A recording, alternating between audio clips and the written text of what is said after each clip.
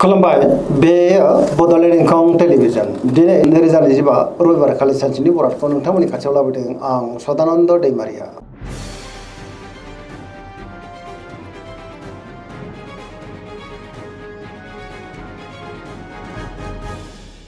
सिगां फरायनो लादों मेष राशि गिबि हांखो अ ल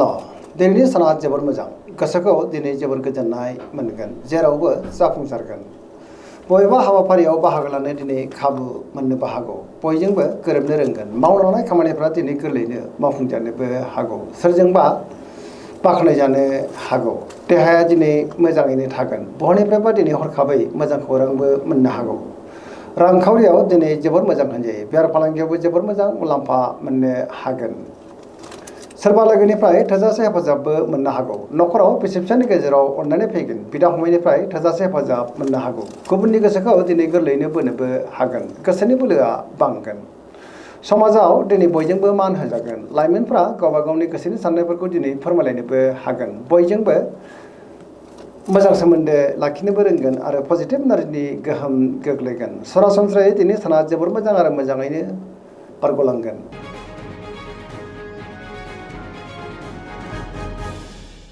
वृष राशि गिबि हांखो इ अ ब दिनैनि साना मोजां आरो गाज्रिनि गेजेरजोंनो बाबेनलांनो हागौ गोसोआव गोनो गोथो साननायबो फैनो हागौ गावनि गोसोनि साननायफोरखौ दिनै गुबुननो फोरमायनो गोब्राब जागोन माबा नङा जेंनाजों दिनै मोगा मोगि जानांनोबो हागौ सिगांनि बबेबा जेंनाया गोसोखौ दिनै उसुखुथु खालामनोबो हागौ गोसोनि बोलोआ लोरबां जागोन समाजाव मानहानि जानांनोबो हागौ रांखावरियाव मोजां होनजायो बेफार फालांगियाव जोबोर मोजां मुलाम्फा मोननोबो हागोन अब्लाबो नाथाय खरसायाबो बांनो हागौ न'खराव दिनै बिदा फंबायनि गेजेराव एना एनिबो फैनो हागौ गोसोनि साननायफ्रा गोरोबलाया जानोबो हागौ देहाया दिनै मोजाङैनो थागोन अब्लाबो नाथाय जानाय लोंनायाव सांग्रां जानांगोन मोनफ्रोमबो बिथिङावनो सांग्रां जानाया गाहाम आरो सुथुरनि गाज्रि नोजोर थानोबो हागौ नेगेटिभ एनार्जिनि गोहोमबो गोग्लैनो हागौ।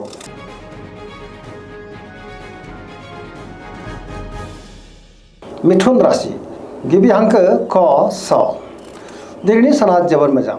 पजिटिभ एनार्जिनि गोहोम गोग्लैगोन मोनफ्रोमबो बिथिङावनो जाफुंसारगोन गियाननि आंखाल जानाय नङा सोरबा लोगोजों दिनै बाख्नायजानोबो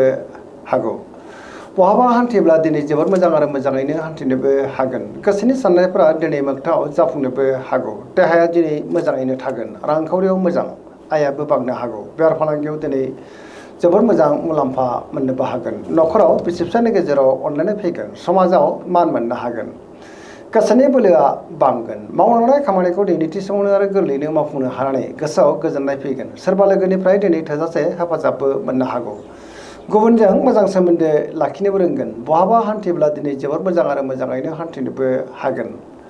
लाइमोनफोरनि गोसोआ दिनै जोबोर खुसि जागोन आरो गावबा गावनि गोसोनि साननायफोरखौ दिनै फोरमायलायनोबो हागोन फरायसाफ्रा दिनै फरायनायाव गोसो दुंखांगोन आरो मोजां फिथाइ मोननोबो हागोन।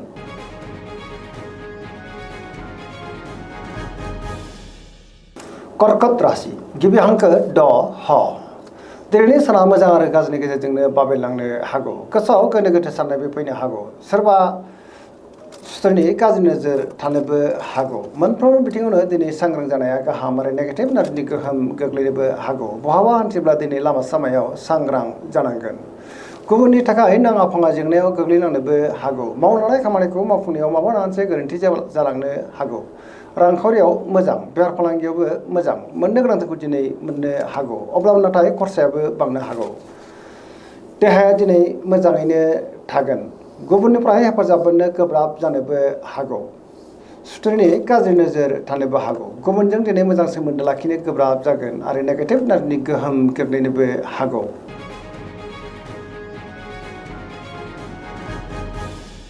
सिंह राशि गिबि हांखो म ट दिनैनि साना जोबोर मोजां गोसोनि साननायफ्रा दिनै मोगथाङाव जाफुंनोबो हागौ गोसोआव पजिटिभ साननाय फैगोन मावनो लानाय खामानिखौ थि समावनो आरो गोरलैयैनो मावफुंनोबो हागोन सोरबा लोगोनिफ्राय दिनै थोजासे हेफाजाबबो मोननो हागौ बहाबा दावबायनो एबा हान्थिनो खाबु मोननो हागौ आरो मोजाङैनो हान्थिनोबो हागोन रांखावरियाव दिनै जोबोर मोजां होनजायो बेफार फालांगियावबो जोबोर मोजां मुलाम्फा मोनगोन गोसोनि साननायखौ दिनै गुबुननो फोरमायनोबो हागोन न'खराव बिसि फिसायनि गेजेराव अननानै फैगोन समाजावबो मान मोननो हागोन बयजोंबो गोरोबनो रोंगोन गुबुननि थाखाय दिनै गोबां मोजां खामानि मावनानै होनोबो हागोन बहाबा हान्थिब्ला जोबोर मोजां आरो मोजाङैनो हान्थिनोबो हागोन।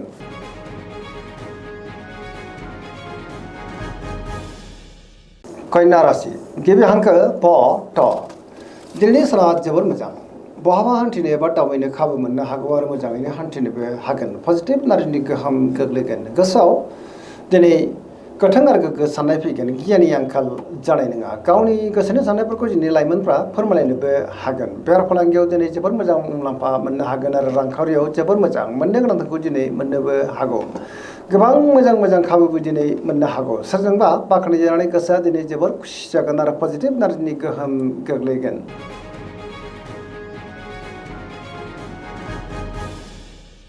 तुला राशि गिबि हांखो र ट दिनैनि साना जोबोर मोजां गोबां मोजां खाबु दिनै मोननो हागौ गोसोनि बोलोआ बांगोन गोसोनि साननायफोरा दिनै मोगथाङाव जाफुंनोबो हागौ मावनो लानाय खामानिखौ मावफुंनो गोब्राब जागोन अब्लाबो नाथाय मावफुंनो हागोन देहाया दिनै मोजाङैनो थागोन रांखावरियाव दिनै जोबोर मोजां मोनजायो बेफार फालांगियावबो जोबोर मोजां मुलाम्फा मोननो हागोन न'खराव बिसि फिसायनि गेजेराव अनलायनाय फैगोन समाजावबो मान मोननो हागोन गुबुननि गोसोखौ दिनै गोरलैयैनो बोनोबो हागोन लोगोफोरनिफ्राय दिनै थोजासे हेफाजाब मोननो हागौ बिदा फंबायनिफ्रायबो हेफाजाबखौ मोननो हागोन सेंग्रा सिख्लाफ्रा दिनै जोबोर खुसि जागोन आरो गावबा गावनि गोसोनि साननायफोरखौ फोरमायलायनोबो हागोन पजिटिभ एनार्जिनि गोहोम गोग्लैगोन धोरोमारि बिथिङावबो दिनै गोसो दुंखांनो हागौ सरासनस्रायै दिनै साना जोबोर मोजां आरो मोजाङैनो बारग'लांगोन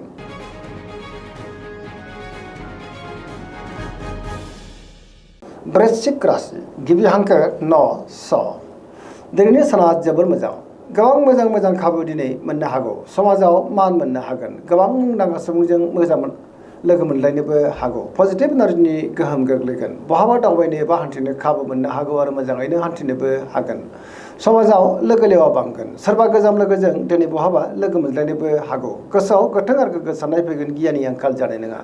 मावनो लानाय खामानिखौ थि समावनो आरो गोरलैयैनो मावफुंनोबो हागोन गुबुननिफ्राय दिनै थोजासे हेफाजाबबो मोननो हागौ गोसोनि साननायफोरा मोगथाङाव जाफुंनोबो हागौ गोसोनि बोलोआ बांगोन समाजाव दिनै बयजोंबो मान होजागोन बिमा बिफानिफ्राय अननाय आरोफोरखौ मोननो हागोन रांखावरियाव दिनै जोबोर मोजां होनजायो बेफार फालांगियावबो जोबोर मोजां मुलाम्फा मोनगोन गुबुननि थाखाय गोबां मोजां खामानि मावनानै होनोबो हागोन फरायसाफ्रा दिनै फरायनायाव गोसो दुंखांगोन आरो मोजां फिथाइ मोनगोन लाइमोनफ्रा जोबोर खुसि जागोन आरो गावबा गावनि गोसोनि साननायफोरखौ दिनै फोरमायलायनोबो हागोन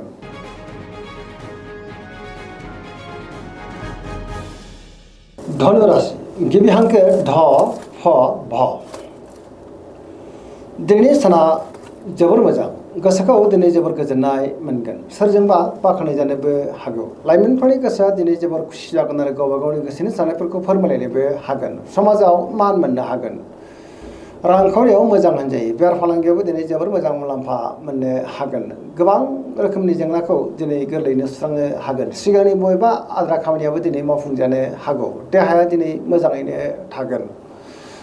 न'खराव बिदा फंबायनिफ्राय हेफाजाबखौ मोननो हागोन बिसि फिसायनि गेजेराव अनलायनाया बांनो हागौ बहानिफ्रायबा दिनै हरखाबै मोजां खौरांबो फैनो हागौ लाइमोनफोरनि गोसोआ जोबोर खुसि जागोन आरो गावबा गावनि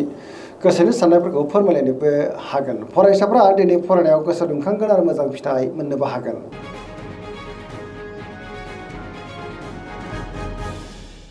मकर राशि गिबि हांखो ख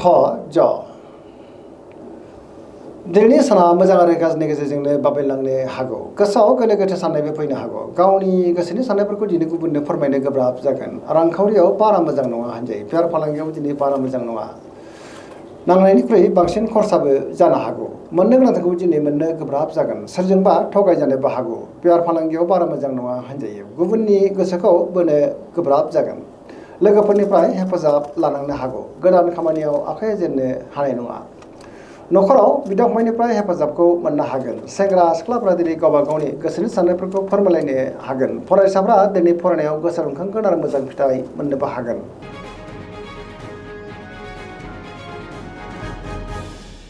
कुम्भ राशि गिबि हांखो ग स दिनैनि साना मोजां आरो गाज्रिनि गेजेरजोंनो बाबेनलांनो हागौ गोसोआव गोनो गोथो साननायबो फैनो हागौ गावनि गोसोनि साननायफोरखौ दिनै गुबुननो फोरमायनो गोब्राब जागोन माबा नङा मोनसे जेंनाजों मोगा मोगि जानांनोबो हागौ सुथुरनि गाज्रि नोजोर थानोबो हागौ बहाबा हान्थिब्ला दिनै लामा सामायाव सांग्रां जानांगोन देहाया दिनै मोजाङैनो थागोन अब्लाबो नाथाय जानाय लोंनायाव सांग्रां जानांगोन न'खराव बिसि फिसायनि गेजेराव एना एनिबो फैनो हागौ बिमा बिफानिफ्राय अननाय आबोरखौ नाथाय मोननो हागोन फरायसाफ्रा दिनै फरायनायाव गोसो दुंखांगोन अब्लाबो नाथाय नेगेटिभ एनार्जिनि गोहोमबो गोग्लैनो हागौ मोनफ्रोमबो बिथिङावनो दिनै सांग्रां जानाया गाहाम।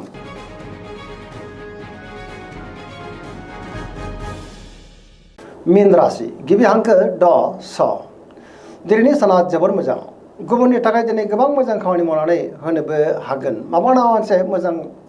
खौरां मोननोबो हागौ। गोसोआव दिनै पजिटिभ साननाय फैगोन। गावनि गोसोनि साननायफोरखौ दिनै गुबुननो फोरमायनोबो हागोन। देहाया मोजाङैनो थागोन। रांखावरियाव मोजां होनजायो। बेफार फालांगियावबो दिनै जोबोर मोजां मुलाम्फा मोनगोन।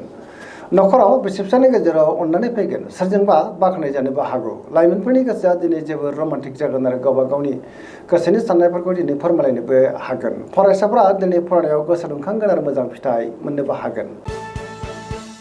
दिनैनि राशि फरायनाया एसेनोसै। जोबनायाव बेखौनो खावलायो जाहाथे नोंथांमोना सानफ्रोमबो जोंनि बे बड'लेण्ड इंखं टेलिभिजनखौ नायबाय थायो आरो साबस्क्राइब खालामो, लोगोसे लाइक खालामो आरो शेयार खालामो। एसेनोसै, गोजोन्थों।